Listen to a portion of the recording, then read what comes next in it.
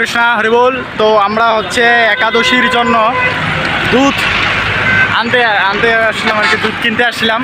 দুধ কিনতে আসে পাশে একটা হিন্দু গ্রাম রয়েছে বগুড়া বেজোড়াতে, ওটা তো ওখানে গিয়েছিলাম আমরা বেল বাড়ানোর জন্য, অর্থাৎ বেলের শরবত খাওয়ার জন্য, যে প্রচণ্ড গরম তার জন্য। গাছে আমি উঠছিলাম, গাছে উঠছিল উনি অবশ্য।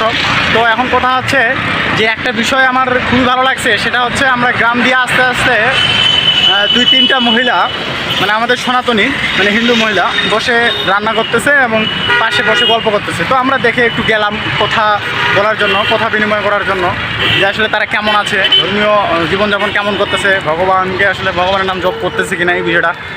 তো তারা হচ্ছে আমাদেরকে দেখেই মানে বলে ফেললো যে সেটা হচ্ছে কি, যে আপনারা কি ইসকন নাকি।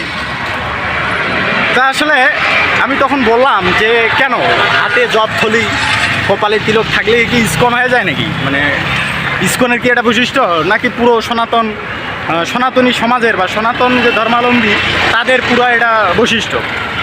তো তারা তখন হাসতেছে।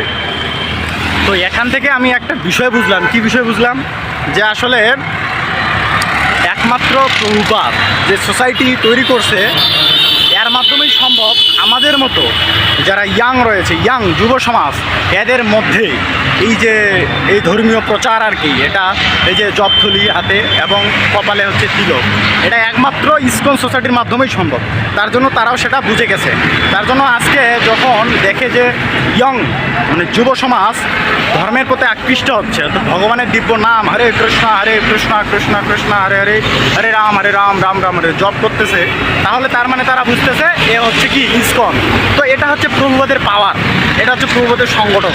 হ্যাঁ, তো হরিবোল, আপনারা সবাই ভগবানের সেই দিব্য নাম জপ করবেন এবং এটাই হচ্ছে আমাদের বৈশিষ্ট্য, অর্থাৎ আমাদের ব্যবহারই পরিচয় করিয়ে দিবে আসলে আমরা কার সাথে যুক্ত রয়েছি, কোন সোসাইটির সাথে রয়েছি।